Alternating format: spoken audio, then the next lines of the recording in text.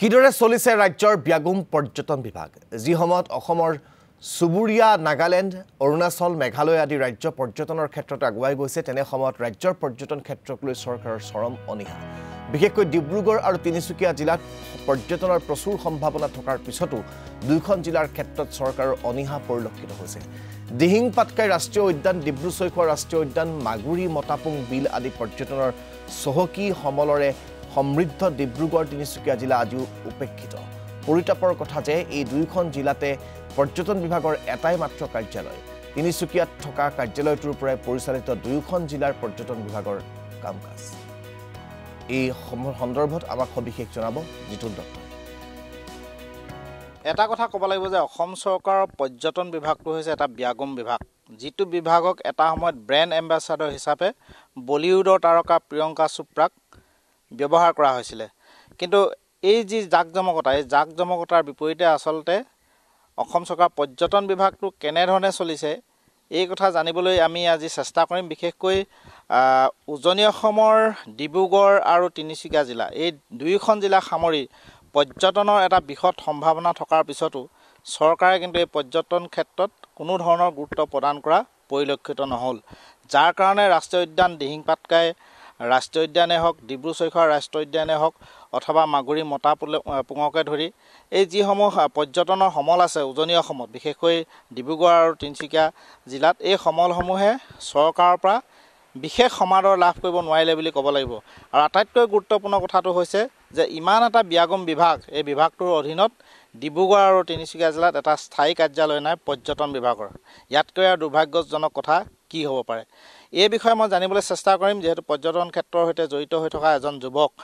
মানস প্ৰতিম গগৈ আমাৰ লগত আছে তেখেতৰ পৰা জানিবলৈ চেষ্টা কৰিম যে অসম চৰকাৰৰ পৰ্যটন বিভাগটো এটা ইমান ডাঙৰ বিভাগ যিটো বিভাগক ব্ৰেণ্ড এম্বেছাডৰ হিচাপে প্ৰিয়ংকা চোপ্ৰাৰ দৰে বলিউডৰ তাৰকাক ব্যৱহাৰ কৰা হৈছিলে কিন্তু দেখা গৈছে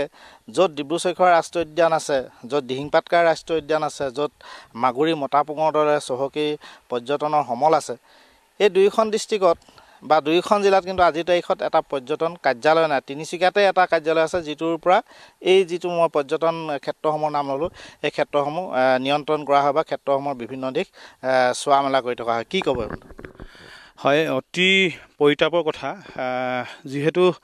এতিয়া দেখিবলৈ পোৱা হৈছে বিভিন্ন ৰাষ্ট্ৰত বা ভাৰতৰে হওক বিভিন্ন ৰাজ্যত পৰ্যটন উদ্যোগে বৃহৎ এটা ভূমিকা লৈছে নিবনুৱাৰ হওক বা অৰ্থনৈতিক ক্ষেত্ৰখনত বিকাশৰ ক্ষেত্ৰত পৰ্যটনে কিন্তু এক বিশেষ গুৰুত্বপূৰ্ণ ভূমিকা লোৱা দেখা পোৱা গৈছে এই ক্ষেত্ৰত আমি ক'বই লাগিব অসমৰ যিহেতু এক আৱেগ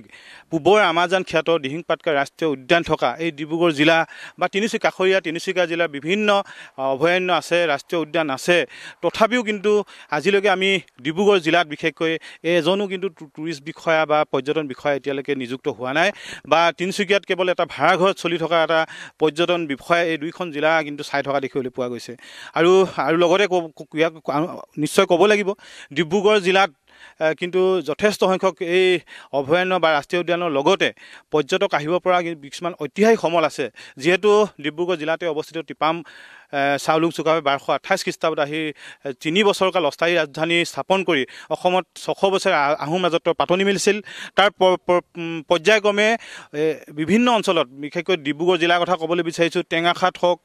লেঙেৰি হওক টিংখাং হওক বা খোৱাং হওক এই অঞ্চলসমূহত বিভিন্ন কিন্তু ঐতিহাসিক কিন্তু সমল পোৱা যায় বিভিন্ন আহোম যুগৰ কিন্তু বহু ৰজা মহাৰজাৰ কিন্তু আমাৰ যি মৈদামসমূহ আছে তেওঁলোকে আমাৰ স্বৰ্গদেউসকলে খন্দুৱাই যোৱা বহুকেইটা পুখুৰী আছে এই সমগ্ৰ মানে এই পৰ্যটন সমলসমূহক কেন্দ্ৰ কৰি পৰ্যটন বিভাগে কিন্তু আজিলৈকে কিন্তু তেনেকুৱা ধৰণৰ কিন্তু চিহ্নিত কৰা এই অঞ্চলসমূহ চিহ্নিত কৰি পৰ্যটকক আকৰ্ষণ কৰাৰ কিন্তু পদক্ষেপ লোৱা দেখা পোৱা নগ'ল কিন্তু শেহতীয়াকৈ আমি খুবেই সুখী হৈছোঁ যে অতদিনে ৰাইজৰ মাজৰ পৰা আঁতৰত থকা ভৌগোলিক দিশৰ ক্ষেত্ৰতো টিপামক কিন্তু এতিয়া মানে আমাৰ যিজন নাহৰকটীয়াৰ বিধায়কে কিন্তু কিছু প্ৰচেষ্টা লোৱা আমি দেখিবলৈ পাইছোঁ আমিও টাই আহোম যুৱকসকলৰ ফালৰ পৰা কিন্তু অলপ আমিও যথেষ্টখিনি প্ৰচেষ্টা লৈছিল সেই প্ৰচেষ্টাৰ ফলস্বৰূপে কিন্তু এতিয়া টিপামক এতিয়া সকলোৱে চিনি পোৱা হৈছে। পৰৱৰ্তী সময়ত টিপামকে কেন্দ্ৰ কৰি এই অঞ্চলটোত থকা যিসমূহ আমাৰ বাগিচা আছে, যিটো কোৱা হয় টি টুৰিজিম, এই টি টুৰিজিমেও কিন্তু এক যথেষ্ট এটা পৰ্যটকৰ আকৰ্ষণৰ এক ভূমিকা ল'ব পৰা যায়। ইয়াত বহু ক্ষেত্ৰত নামচাঙৰ দৰে বা তৰাজানৰ দৰে বহু পাহাৰীয়া কিন্তু বাগান আছে। সেই বাগানসমূহক কেন্দ্ৰ কৰিও বহু ক্ষেত্ৰত পৰ্যটকক আকৰ্ষণ কৰিব পৰা যায়। তাৰ লগতে আমাৰ যিখন নাহৰকটীয়াত থকা নামফাকে গাঁও আছে, সেই নামফাকে গাঁৱত ইতিমধ্যে বিদেশৰ পৰা বহু পৰ্যটক আহে, যিয়ে তেওঁলোকৰ আমাৰ তেওঁলোকৰ শিপা তেওঁলোকৰ লাওছ, কম্বোডিয়া, ভিয়েটনাম, থাইলেণ্ড বা ম্যানমাৰ বহু পৰ্যটক ইয়ালৈ আহে। কিন্তু সেই পৰ্যটকসকলক সেই কেৱল এখন গাঁৱৰ পৰাই ঘূৰি যোৱা দেখা পোৱা গৈছে। সেই পৰ্যটকসকলক ডিব্ৰুগড় বা তিনিচুকীয়াৰ বিভিন্ন পৰ্যটক বা আকৰ্ষণৰ কেন্দ্ৰলৈ যাব পৰা কিন্তু ব্যৱস্থা পৰ্যটন বিভাগে কিন্তু কৰা নাই। ইয়াৰ লগতে সাঙুৰি ল'বই লাগিব বন বিভাগেও কিন্তু বহু ক্ষেত্ৰত কিন্তু তেওঁলোকে চকুমুদা কুলিৰ ভাৱত কিন্তু বহি আছে। ধন্যবাদ জ্ঞাপন কৰিছোঁ আপোনাক জিতুল দত্ত।